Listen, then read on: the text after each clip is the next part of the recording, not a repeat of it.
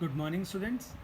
तो अब हम अपना अगला भाग पढ़ने जा रहे हैं। भाग के अंदर हम अभी तक क्या पढ़ रहे थे? 3.4 तीसरे अध्याय में हम चौथा भाग पढ़ रहे थे कि एक रैखिक समीकरण युग्म को हल करने की बीजगणित विधि। तो उसमें हमने सबसे पहले क्या पढ़ा था? प्रतिस्थापन विधि, सब्स्टिट्यूशन मेथड, जहाँ पर हम क्या कर रहे थे कि एक वाली वैल्यू को दूसरे में कन्वर्ट करके इक्वेशन समीकरण के अंदर रखने पर उसका आंसर आ जा रहा था। इसके बाद ऐसा कुछ आया कि कभी कभी हमें सॉल्व करने पर आंसर थोड़े लंबे पड़ जाते हैं बेटा। बहुत सी बड़ी बड़ी संख्याएं आ जाती हैं जिन्हें गुणा करने में बहुत ही मुश्किल आने लगती है। तो उसके लिए हमने अपनी एक और नई विधि अपना ली जिसको हमने कहा विलोपन विधि। विलोपन विधि को इंग्लिश में क्या कहते हैं बेटा? तो इंग्लिश में हम कहते हैं एलिमिनेशन मेथड।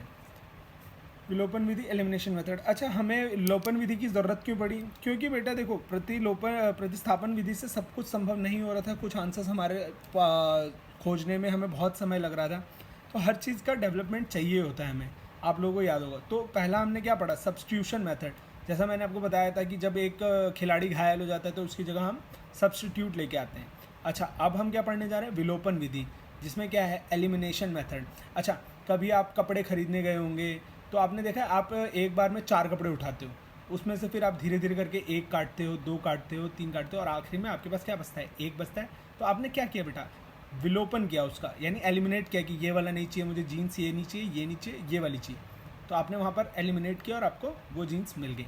तो इसी प्रकार हम गणित में भी एलिमिनेशन मेथड करेंगे, जहाँ पर हम दोनों चरों में से एक चर को विलोपित कर देंगे, यानी एलिमिनेट कर देंगे और दूसरे वाले का आंसर ले आएंगे।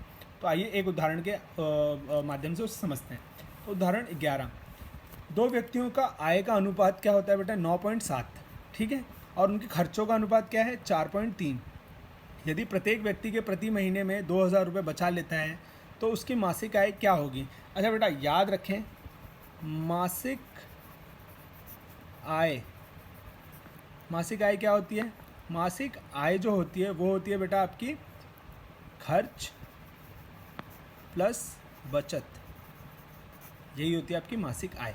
तो यहाँ पर हमें क्या क्या दे रखा है? देखो, आय का अनुपात और उनके खर्चों का अनुपात, और लास्ट में क्या बचा ले रहे हैं? बचत। यानी कि खर्चा इधर ले आऊँ तो बचत बचता है।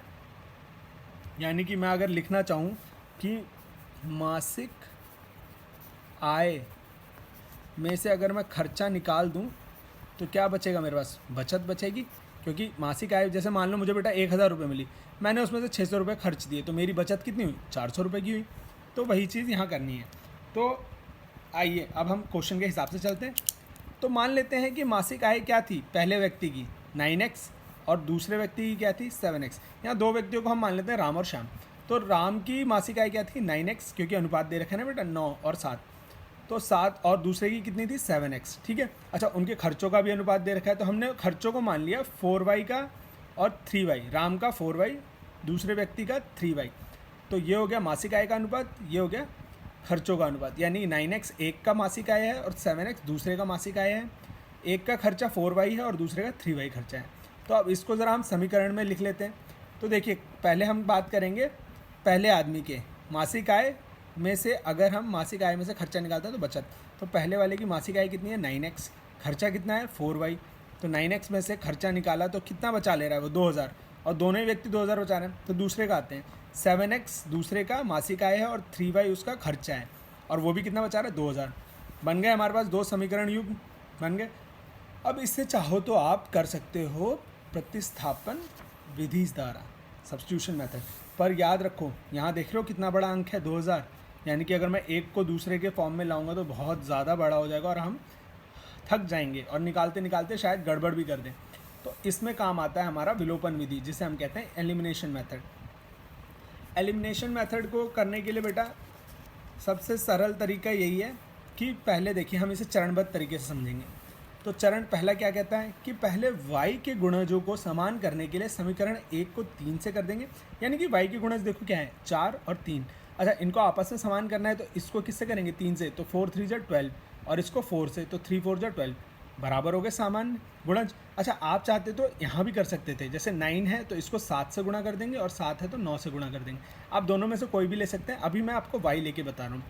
तो y के गुणज को समान करने के लिए समीकरण 1 को 3 से, यानी इसको 3 से, तथा समीकरण 2 को 4 से, क्योंकि दोनों बराबर हो जाएंगे, से गुणा कीजिए, तब हम निम्नलिखित समीकरण प्राप्त कर सकते हैं। अच्छा बेटा, एक चीज़ याद रखना, मान लो आपको समझ में ना आए कि किससे करना है, तो आप हमेशा याद रखना, इसका पहला 3 यहाँ दिख रहा है तो 3 को इससे गुणा कर दो, और इसका क्या दिख रहा है 4, तो 4 को इससे गुणा कर दो। दोनों आपस में हमेशा ही बराबर हो जाएंगे बेटा, आपको सोचने की ज़रूरत ही नहीं है।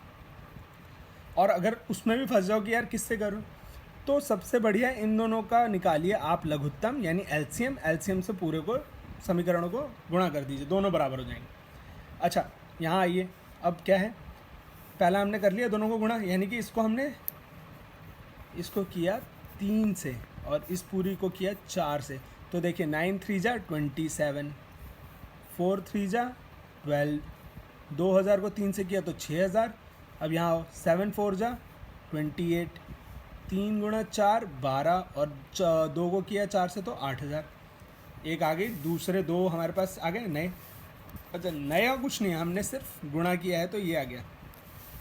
अब चरण 2 का पहला क्या है, अब y को विलुप्त करने के लिए समीकरण 3 को समीकरण 4 में से, यानी कि समीकरण 3 को समीकरण 4 में से घटा देंगे, क्योंकि देखो बेटा यहाँ क्या है माइनस, अगर मैं इसको इससे घटाऊंगा तो इसमें सबकी जगह माइनस आएगा, यहाँ माइनस, ये माइनस माइनस क्या हो जाएगा प्लस, ये माइनस का ये प्लस का ये कट जाएंगे, 6 में से 8 चला जाएगा तो 2000।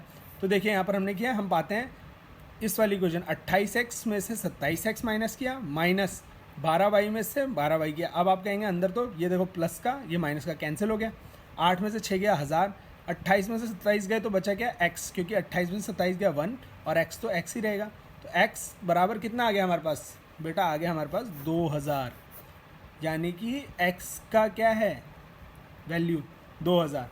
अच्छा अब x का मान आ गया तो इसे हम किस में प्रतिस्थापित कर देंगे, अब इसे हम प्रतिस्थापित कर देंगे 1 में, तो 9 गुणा 2000 minus 4y equal to 2000, y बराबर, अब देखो 9 2 जा 18, 18 में से 2 गए 16 और 4 से 16 को डिवाइड किया तो 4000, तो y आ गया 4000। अच्छा x हमने क्या माना था 9x माना था, एक व्यक्ति का मासिक है, और दूसरे का क्या माना था 7x।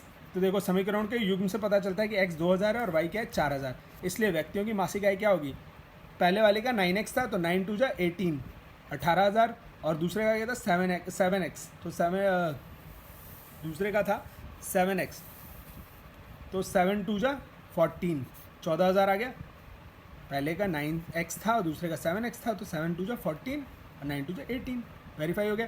अच्छा अब आप कहेंगे सर एक बार ये हम कैसे मान लें कि यही मासिक आय, तो मासिक आय यही होगी, अनुपात निकाल के देख लो, तो 18000 का अनुपात 14000 से निकालेंगे तो 3 से 3 गया, ये गया आपका 2 9 जा 18, 2 7 जा, तो 9 और 7 का ही अनुपात है, वही कह रहा था वो, देखो वहाँ पर आप 9 और 7 का अनुपात था उनके मासिक आय में, तो वही आ गया हमारा 9 7 का अनुपात, यानी कि हमने सही किया है। तो अब आते हैं हम उदाहरण 12 पे। उदाहरण 12 पे हम एक और बार विलोपन विधि देखते हैं। तो यहाँ पर उदाहरण 12 क्या कह रहा है, विलोपन विधि का प्रयोग करके निम्न रैखिक समीकरण युग्म के सभी संभव हल ज्ञात कीजिए। अब हमें रैखिक समीकरण युग्म दिए हुए, हमें सिर्फ हल करने हैं। अच्छा हल के लिए मैंने आपको एक टेबल बताई थी, आप उससे भी करके दे सकते हैं कि a/b अगर इक्वल है a1/a2 अगर इक्वल है b1/b2 के, तो क्या होता था बेटा, नो सॉल्यूशन होता था। यहाँ देखो एक बार करके, 2/4 क्या होता है 1/2, 3/6 क्या होता है 1/2, तो यानी a1/a2 इक्वल हो गया b1/b2 को, यानी नो सॉल्यूशन। लेकिन अभी हम विलोपन विधि कह रखा है तो हम विलोपन विधि से देख लेते हैं। तो विलोपन विधि द्वारा देखते हैं। तो पहला चरण क्या था, हमने क्या कहा था कि दोनों को बराबर करना होता है, या तो इन दोनों को कर दो या तो इन दोनों को। मैंने क्या कहा था कि इसको इतने से मल्टीप्लाई कर दो, इसको इससे मल्टीप्लाई कर दो। लेकिन यहाँ पर गड़बड़ क्या हो जाएगी, 4 से अगर मैं इसको करूँगा तो ये तो 8 हो जाएगा, लेकिन इसको 2 से करूँगा तो ये भी 8 हो जाएगा। ठीक है, तो अब करते हैं। समीकरण 1 को 2 से तथा समीकरण 2 को 1 से कीजिए। अच्छा अब यहाँ 1 से क्यों किया है, क्योंकि देखिए ये पहले से ही 4 है। यहाँ पर मैंने क्या कहा था, एलसीएम से मल्टीप्लाई कर देंगे, तो 4 और 2 का एलसीएम क्या होता है 4 होता है, तो 4 से मल्टीप्लाई कर दीजिए। 4 से इसको कीजिए और इसको 2 से कीजिए, तो दोनों बराबर हो जाएंगे। तो यहाँ देखिए पहले को 2 से कर दीजिए, तो 2 से तथा समीकरण 2 को 1 से x की गुणांकों के समान करने के लिए गुणा करेंगे, तब हम निम्नलिखित समीकरण पाते हैं। इसको 2 से किया तो 2 2 जा 4, 3 2 जा 6 और 8 2 जा 16। इसको हमने 1 से किया तो 4 1 जा 4, 6 1 जा 6, 7 1 जा 7।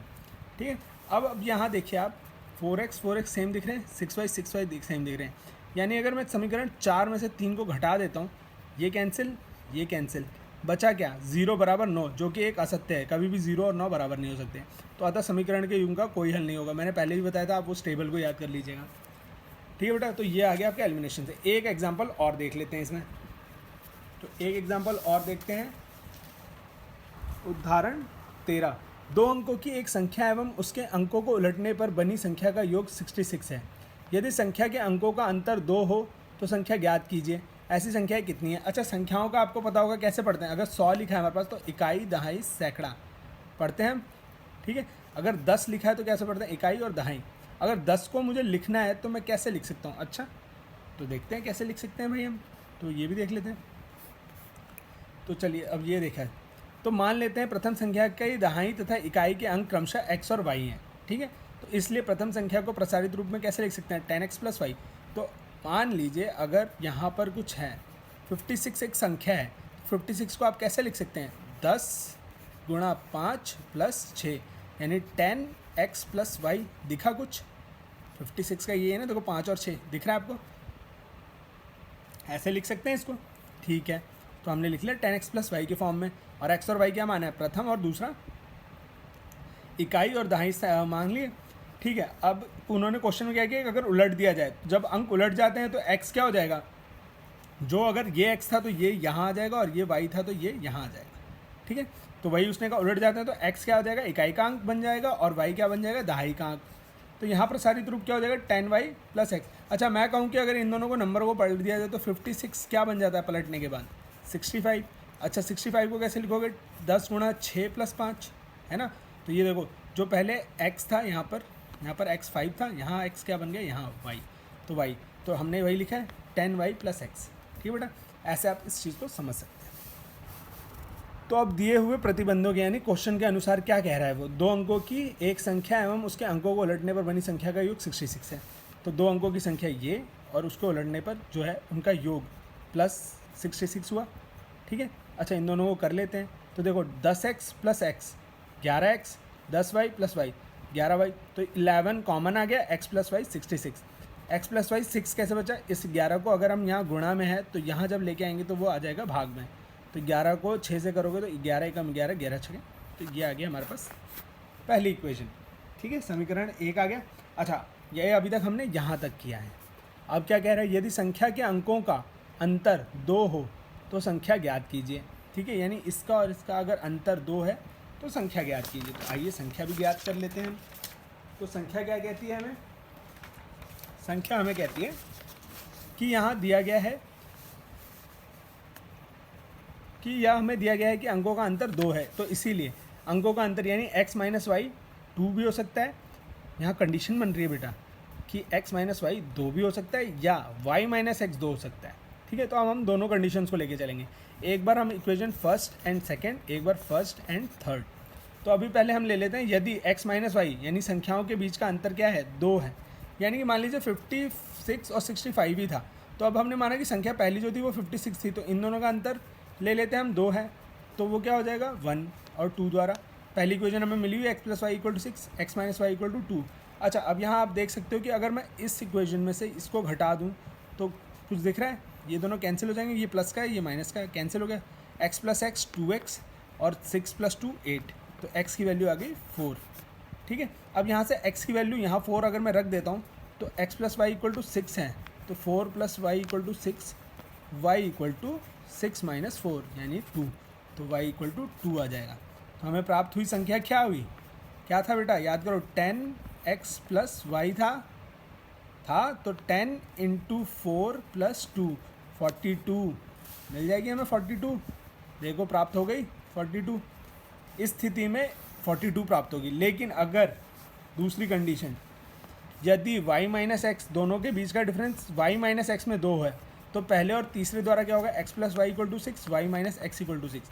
अब यहाँ प्लस का x है, ये माइनस का x है, ये दोनों कैंसिल, तो 2y = 6 + 2 8, y = 4 आ गया। अब y 4 है तो यहाँ 4 रख दो y, तो यहाँ से 4 इधर जाएगा तो x = 2 आ जाएगा। यानी कि अगर इसके हिसाब से देखा जाए तो क्या था? 10 × x + y, वो क्या बनाएगा? 10 × 2 + 4 यानी 24। ठीक है, तो अच्छा देखा 42 है और उसको पलटने में 24 ही तो बनता, बन गया हमारे पास 24। अब इस प्रकार की दो संख्याएं क्या क्या हैं, 42 और 24 हैं, यही उन्हें चाहिए था।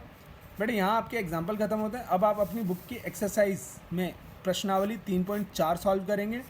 उसका हल आप मुझे व्हाट्सएप और कमेंट करके बता सकते हैं। जहाँ आपको कोई भी परेशानी आए किसी भी प्रश्न में, उसके हल में, या अगर आपको फिर से कोई कंसेप्ट समझ में नहीं आ रहा, आप मुझे व्हाट्सएप या कमेंट करके बता सकते हैं। हम उस भाग को फिर से दोहराएंगे या आपको उस प्रश्न का ज़रूर हल प्रदान करेंगे। तो आप अपना प्रश्नावली 3.4 करके मुझे दिखाएं। धन्यवाद बच्चों।